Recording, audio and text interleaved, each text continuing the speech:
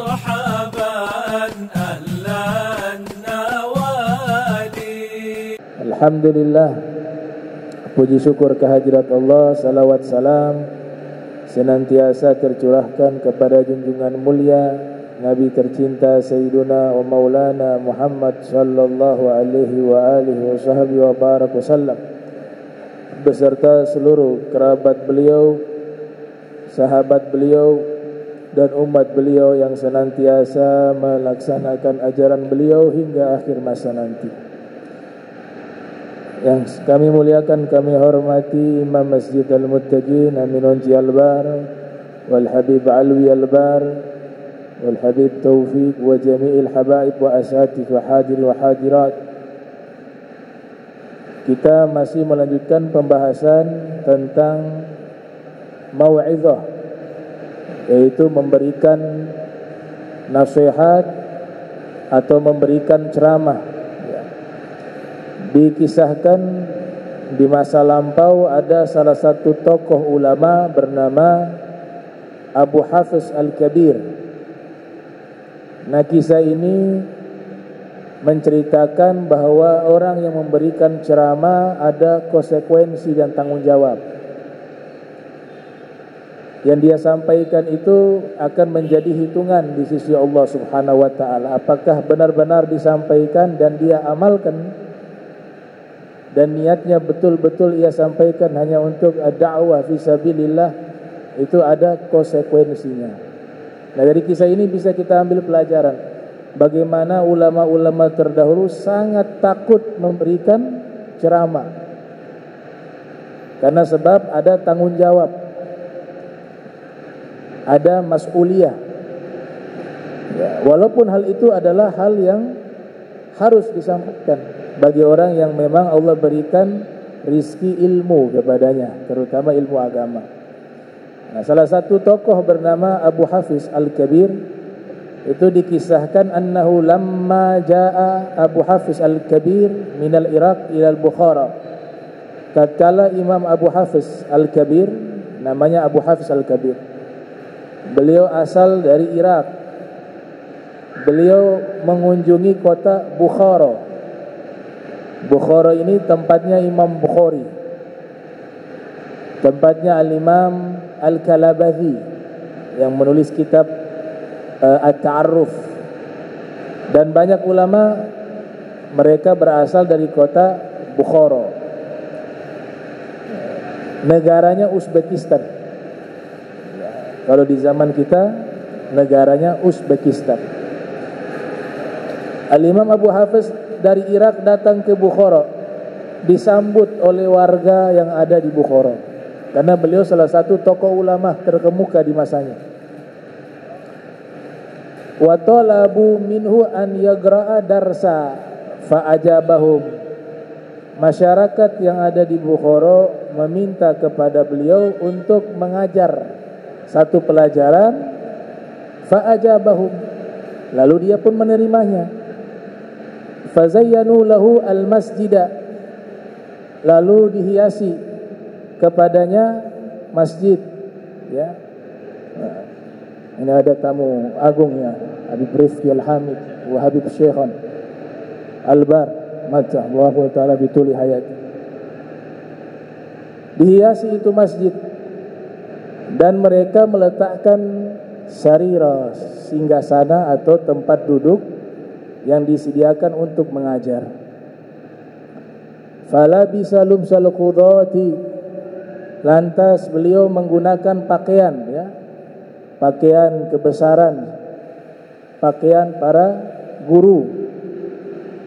Faqalat lahu imra'atuhu ila aina tadhhabu? Faqala li a'idhan nas.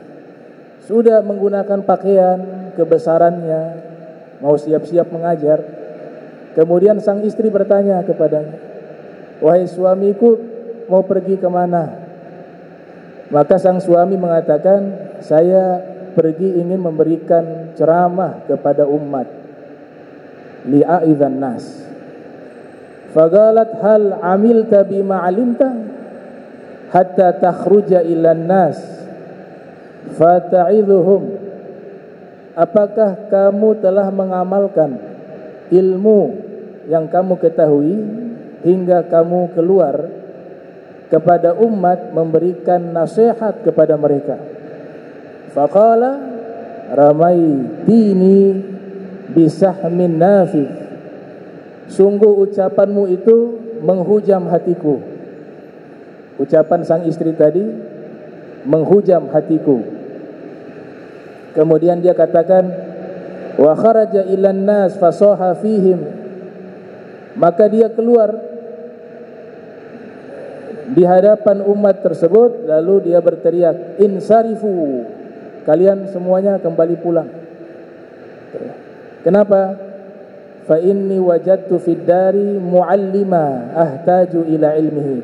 Karena sesungguhnya saya dapati di dalam rumah saya ada seorang guru yang saya butuh belajar kepada ilmunya. Siapa? Istrinya.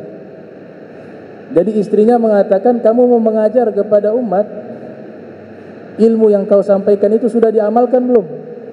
Kalau belum, jangan dulu mengajar. Ini mazhab yang berbeda dengan mazhab yang mengatakan kita harus menyampaikan walaupun satu ayat, ya. Nah, ini ahwal auliya was solihin, mereka sangat takut dengan ucapan yang mereka sampaikan lewat ceramah, karena semua kalimat itu dihisab oleh Allah Subhanahu wa taala, terutama di dalam pengamalannya dan niat di dalam menyampaikan dakwah. Sehingga beliau mengatakan insarifu, kalian semua kembali pulang ke rumah. Ya, hari ini tidak ada ceramah. Mungkin mau muhasabah dulu, memperbaiki dulu dirinya. Wa makatha ya'budullah ta'ala wa yastamilu ilma thalatha sinin. Akhirnya dia menetap, yaitu tidak mengajar. Dia sibuk dengan ibadah, memperbaiki diri dan mengamalkan ilmu selama 3 tahun. Dari semua ilmu yang dia ketahui, dia amalkan selama 3 tahun. Sangat miris sekali orang yang ceramah gak sholat tahajud. Sangat miris sekali orang yang ceramah akhlaknya tidak baik. Sangat miris sekali orang yang ceramah niatnya bukan karena Allah, tapi mencari dunia, mencari popularitas. Ini yang diajarkan oleh Abu Hafiz Al-Kabir. 3 tahun dia amalkan dulu semua ilmu yang dia ketahui, sudah diamalkan semuanya selama 3 tahun, baru dia mulai ijtama'an nas ilaihi wa sa'alahu an yajlisa lahum. Masyarakat datang lagi, tolong adakan pengajian. Fasyawara imra'atahu, dia katakan tunggu dulu, saya musyawarah dengan guru saya. Gurunya di dalam rumah, istrinya. Musyawarah dengan sang guru, yaitu istrinya. Faqalat hal amilta bima alimta. Istrinya mengatakan, wahai suamiku, kamu sudah amalkan semua ilmu yang telah kamu ketahui? Qala amiltu aktsarahu. Belum semua saya amalkan, tapi paling tidak kebanyakan ilmu yang saya ketahui sudah saya amalkan. Kalau mengamalkan semua juga repot. Itu kan butuh waktu bertahap. Ya. Tapi paling tidak dia sudah berniat dan bersungguh-sungguh di dalam mengamalkan ilmunya. Ya.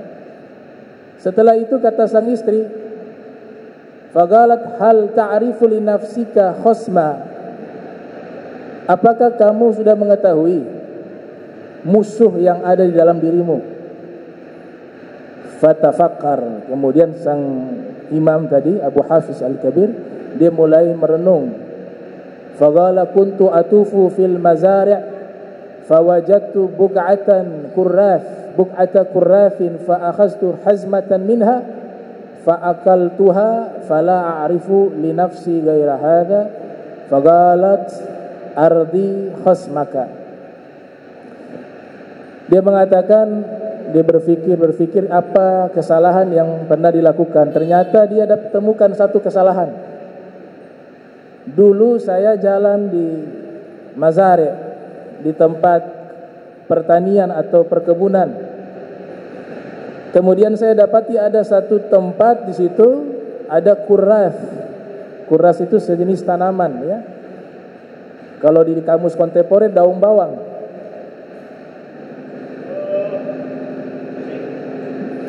Daun bawang ya. Kemudian diambil itu tanpa seizin pemilik, satu genggam. Ya, kemudian dimakan. Jadi hanya makan sayur. Hanya segenggam dari sayur diambil, makan tanpa izin. Kemudian dikatakan, saya tidak mendapati diri saya melakukan satu kesalahan kecuali hal tersebut. Saya mengambil sayur mayur tersebut tanpa seizin pemiliknya. Itu saja yang saya ingat. Maka sang istri mengatakan, ardi khasmaka, kalau begitu kamu harus minta halal ke pemilik kebun tersebut atau pertanian tersebut. Jangan dulu kamu ceramah. Masih ada tanggungan satu kesalahan ini belum tuntas. Kamu harus minta halal kepada pemilik kebun tersebut. Fatalaba sahibal bug'ati fawajadahu majusian. Maka sang Imam Abu Hafiz Al-Kabir mencari pemilik ladang tersebut atau kebun tersebut, maka ditemukan pemiliknya itu orang Majusi. Majusi artinya orang yang menyembah api. Ya. Jadi bukan orang muslim. Tapi ladang itu milik orang tersebut. Di dalam ilmu fikih, dalam kitab I'anatut Talibin, kalau kita dapati di satu tempat, satu perkebunan yang kita tidak tahu siapa pemiliknya, kemudian yang kita makan sekalipun masuk di ladang kita, di tanah kita, maka hukumnya itu pemilik yang menanam bibitnya, itu yang memiliki pohon itu, walaupun dia berada di tanah kita. Tapi haknya itu adalah yang menanam bibit sehingga tumbuh pohon tersebut. Nah, ini yang punya orang Majusi. Fa akhbarahu wastahallahu, maka sang imam meminta kepada orang Majusi tersebut, dia menceritakan kejadiannya bahwa tidak sengaja di masa lampau dia mengambil tanpa seizin engkau pemilik daripada ladang tersebut. Sekarang saya minta halal. Ternyata falam yaj'alhu fi hillin. Nah, orang Majusi ini tidak menghalalkan. Oh, saya tidak halalkan. Dia minta tolong halalkan. Kau mau minta bayar berapa saya ganti, yang penting tolong halal. Minta halal. Ini sama orang Majusi. Jadi artinya dari kisah ini, saya potong sebentar, bahwa sekalipun itu non muslim, kalau itu haknya dia, kita sebagai orang Islam haram mengambilnya. Jangan mentang-mentang dia tidak seiman dengan kita, semua harta orang tersebut bisa kita ambil seenaknya. Tidak, hukumnya sama. Ya. Dia minta halal. Faqala lahu laka alayya ashrah darahim. Maka orang Majusi itu mengatakan, kata Imam Abu Hafiz mengatakan, saya akan bayar 10 dirham. 1 dirham kurang lebih dalam hitungan terakhir 400.000. Kalau 1 dinar 4 jutaan. Dinar koin emas, dirham perak. Saya bayar 10 dirham hanya mengganti sayur, segenggam sayur, kurras. Falam yarda faqala laka aliyya asyratu alaf. Ternyata orang Majusi itu mengatakan, saya tidak halalkan kalau hanya 10 dirham. Abu Hafiz mengatakan, kalau gitu saya tambah deh. Sekarang saya ganti 10.000 dirham. Enggak sebanding dengan harga sayur itu. Tapi yang dia cari apa? Halal. Minta halal. Enggak peduli harganya berapa, yang penting dihalalkan. Waj'alni fi hillin, dan kamu halalkan kepadaku sayur yang pernah saya ambil. Faqala hatta asta'dzina ahla baiti, faqala lahu ahluhu inna hadza dinun haqqun hatta yu'tiyaka ar-rajul 10,000 dirham li ajli hazmati kurrafin fadkhul fi dinih. Nah, Maka yang punya ladang itu datang ke istri, dia bilang, baik tunggu, ini tawaran menggiurkan nih 10.000 ya, 10.000 dirham, hanya sayur diganti 10.000 dirham, tinggal bilang halal, terima itu uang, saya halalkan, terima itu. Kata pemilik ladang orang Majusi tersebut mengatakan, tunggu, saya musyawarahkan dengan istri saya, dengan keluarga saya, kalau mereka setuju ya saya terima deh 10.000 dirham tadi dan saya halalkan. Datang dia ke istrinya, diceritakan kepada istrinya, kepada keluarganya, bahwa ini ada seorang muslim pernah mengambil segenggam sayur di kebun kita, tapi tanpa seizin pemiliknya, yaitu kita. Sekarang dia datang minta untuk dihalalkan, untuk kita menghalalkan sayur tersebut, nanti diganti dengan uang 10.000 dirham. Kata istrinya, apakah tidak salah? Itu hanya sayur diganti 10.000 dirham. Iya benar, dia hanya minta agar halal. Kalau memang seperti itu, berarti agama yang dibawa ini agama yang benar.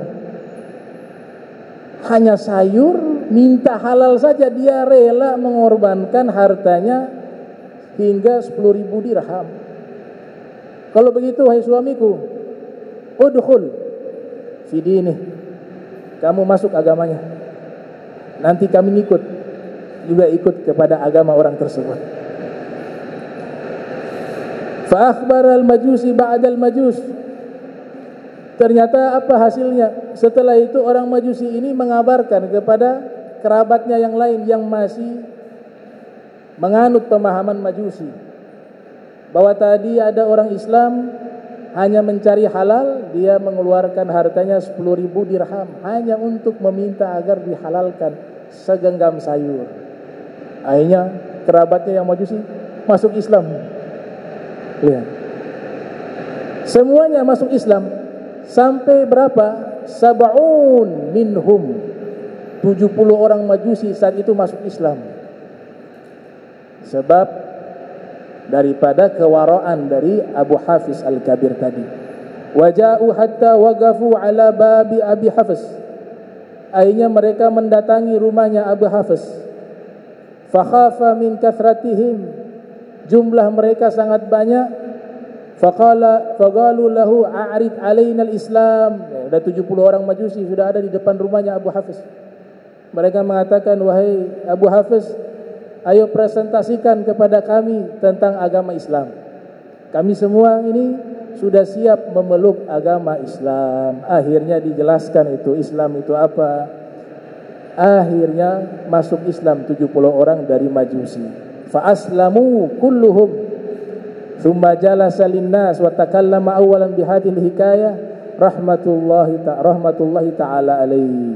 Akhirnya 70 orang itu pun masuk ke dalam agama Islam. Ini buah dari apa? Dari waro, kehati-hatian. Ya. Kita gak boleh mengambil haknya orang walaupun itu sedikit. Menurut kita jumlahnya sedikit. Sesuatu yang sedikit tapi haram bisa menjadi sesuatu masalah yang besar di yaumil qiyamah. Dan ini praktek, bukan hanya ceramah. Sifat waro itu amalia. Kita praktekkan itu. Jangan sampai anak istri kita mengkonsumsi sesuatu yang diharamkan oleh Allah Ta'ala. Termasuk nih zaman sekarang kita ini, sogok menyogok pemilihan umum. Ada yang tanya, hukumnya bagaimana Ustadz? Kita dibayar, disogok amplop, suruh milih pasangan ini, nomor 1 ke 2 ke 3 4 5 6 7 dan 10. Kita terima, tapi kita gak milih dia, kita milih pas calon yang lain. Maka dijawab tuh dalam kitab Bugyat Al-Mustarsyidin, ada ibarat isyarah, ya, bukan secara konteks saat ini, tapi ada isyarah di dalam kitab tersebut mengisyaratkan dosanya double 2 kali. Kesalahannya dua kali. Kesalahan yang pertama sudah berbohong. oknum ini datang bayar kita untuk pilih dia. Ternyata yang kita pilih orang lah. Itu namanya apa? Berbohong. Walaupun orang ini salah, tapi kita juga sudah melakukan satu kesalahan, sudah berdusta. Jangankan masalah memilih, ya, pemilu ini, pilkada. Orang sedekah niatnya untuk membeli karpet untuk masjid. Ini sedekah. Tolong nanti sedekah ini beli karpet untuk masjid. Ternyata diperiksa itu masjid, karpetnya banyak, yang dibutuhkan AC. Nah, sudah sedekah ini kita beli AC saja nih, kan karpet sudah ada. Ada Al-Imam Ibn Hajar Al-Haytami dalam fatwanya mengatakan itu juga hukumnya haram, walaupun untuk kebaikan. Kenapa bisa haram? Karena yang sedekah itu niatnya karpet. Harusnya kembali minta izin kepada yang sedekah. Pak, mohon maaf, sedekah tadi buat karpet di masjid sudah ada. Kita butuh sekarang ini AC. Bagaimana kalau itu kita beli AC saja? Oh iya, silakan. Saya sedekahkan nih buat beli AC. Jadi halal. Nah, apalagi tadi kasus disuruh memilih, dibayar, ternyata kita pilih orang lain. Dosa pertama yang kita lakukan sudah berdusta. Bukan milih dia, milihnya orang lain, tapi uangnya dari dia. Dosa kedua sudah masuk kepada ar-rasi wal murtashi finnar. Yang sogok, yang dan disogok tempatnya di dalam neraka. Wa fir riwayah wa yamshi bainahuma. Perantara keduanya juga termasuk orang yang disebutkan sebagai perantara penyogok, mustarak ma'ahum, disertakan bersama mereka. Man a'ana ala ma'siyatin walau kana bi syatri kalimah kana syarikan lahu fiha.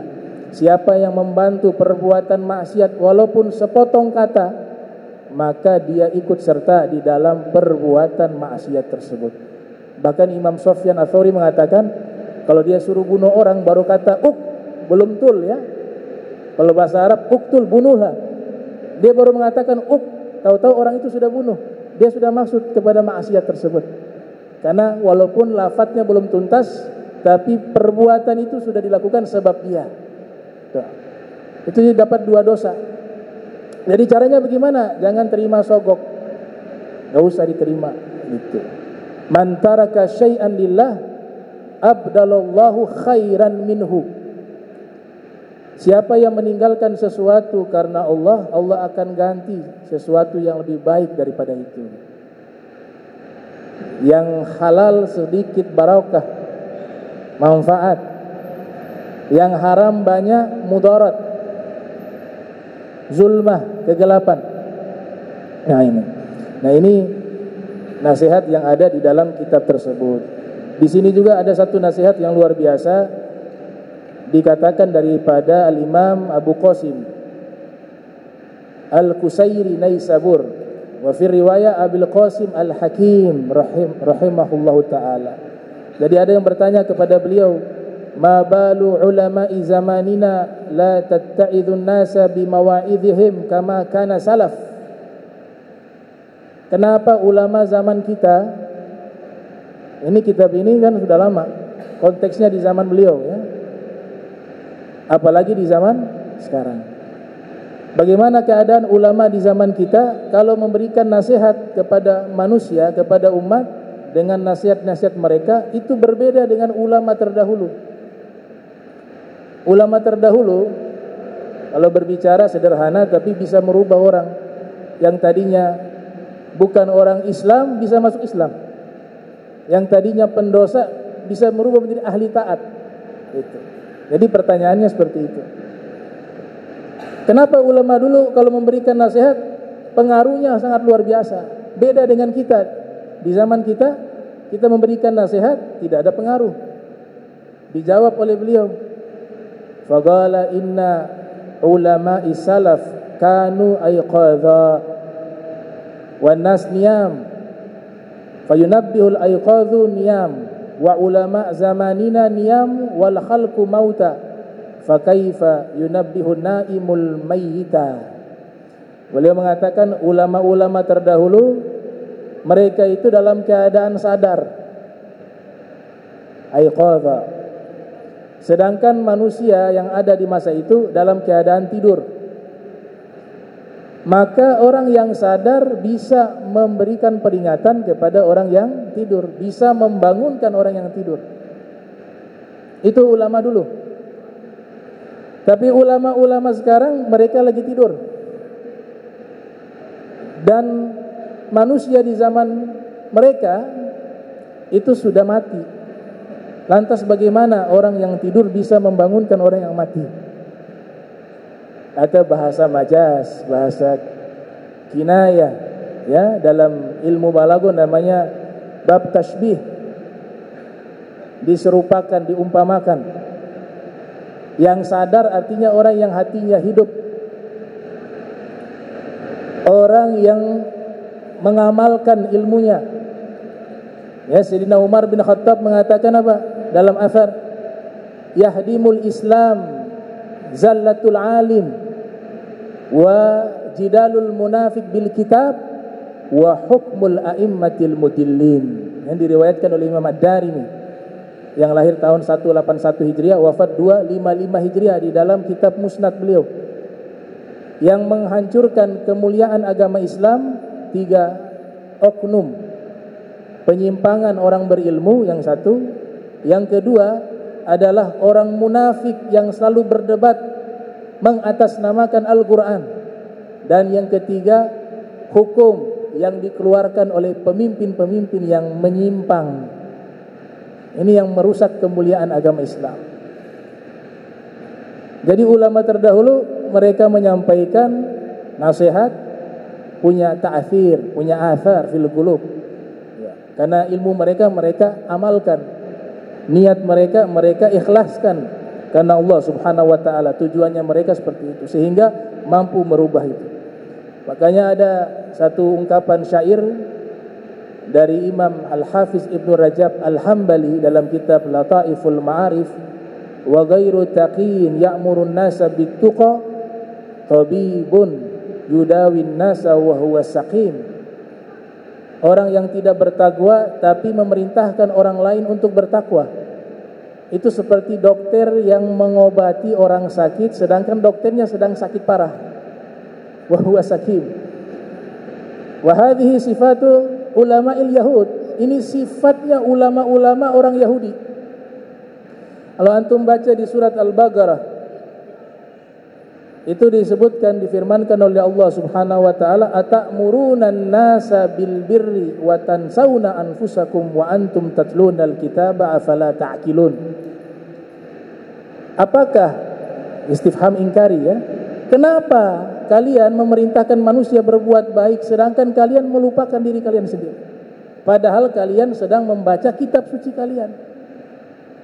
Itu dalam tafsir Sawi disebutkan, ini Allah Ta'ala berbicara kepada ulama-ulama Yahudi min Bani Israel yang mereka sudah membaca kitab suci mereka. Di situ ada data lengkap tentang Nabi Muhammad SAW, tapi tidak mereka sampaikan kepada umat. Fa'alimun bi'ilmihi lam ya'malan mu'adzabun min qabli ubadil wathan. Al-Habib Abdullah bin Muhsin Al-Atas mengatakan, syair yang ada di Zubat ini ditujukan terutama kepada ulama-ulama dari golongan Yahudi Bani Israel. Mereka yang pertama kali diazab sebab sudah mengetahui kebenaran Nabi Muhammad SAW, tapi tidak mereka sampaikan. Itu bagian tidak mengamalkan ilmu. Kitab yang dibaca tidak diamalkan, hanya sekedar dibaca. Nanti sampai di bagian ayat atau surat yang membahas Nabi Muhammad, mereka loncat, mereka skip. Wa fir riwayat, dia sobek bagian itu sehingga tidak ada yang mengetahui tentang Nabi Muhammad SAW dari umatnya.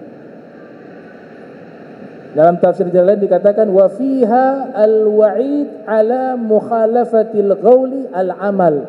Ayat ini mengandung ancaman secara umum bagi siapapun yang ucapannya berbeda dengan perbuatannya, dengan perilakunya. Nah, ini beberapa karakteristik ulama-ulama Yahudi ya, yang mereka berbicara tidak sesuai dengan perbuatan mereka. Tapi ayat ini menjadi teguran secara umum kepada siapapun, termasuk kita yang menyampaikan ceramah, menyampaikan nasihat juga masuk ke dalam ancaman tersebut. Makanya di ayat yang lain dengan jelas Allah katakan, ya ayyuhalladzina amanu lima taquluna ma la taf'alun kabura maqtan indallahi an taqulu ma la taf'alun. Wahai orang-orang beriman, kenapa kalian mengatakan sesuatu yang tidak pernah kalian lakukan? Sungguh Allah sangat murka. Ayat pertama tadi dikhususkan kepada orang-orang Yahudi dari ulama-ulamanya. Ayat kedua di surat yang berbeda itu adalah teguran bagi orang-orang beriman. Teguran bagi orang beriman. Gitu. Nah, ini beberapa pembahasan yang insya Allah nanti pertemuan berikut kita lanjutkan. Ini faktor kampanye, makanya listrik mati kayaknya. Iya, ada kampanye besar ini. Iya. Walhasilnya mudah-mudahan Allah Ta'ala bilang memilih kita pemimpin yang baik, yang soleh, muslim. Amin ya rabbal alamin. Allahumma jam'ana hadha jam'a marhuma wa tafarrukan ma'asuma wa la tajal minna wa la minna syikila mahruma. Subhanaka bihamdika aslan tastaghfiruka wa atubu ilaih. Wa sallallahu ala sayyidina Muhammadin wa ala alihi wa sahbihi wa barik wa ila hadratin Nabi Muhammad sallallahu alaihi wasallam. Al-Fatihah. Bismillahirrahmanirrahim. Alhamdulillahirrahmanirrahim. Maliki yaumiddin. Iyyaka na'budu wa iyyaka nasta'in. Shiratal ladzina an'amta 'alaihim ghairil maghdubi 'alaihim. Subhanakallahumma wa bihamdika. Assalamualaikum warahmatullahi wabarakatuh.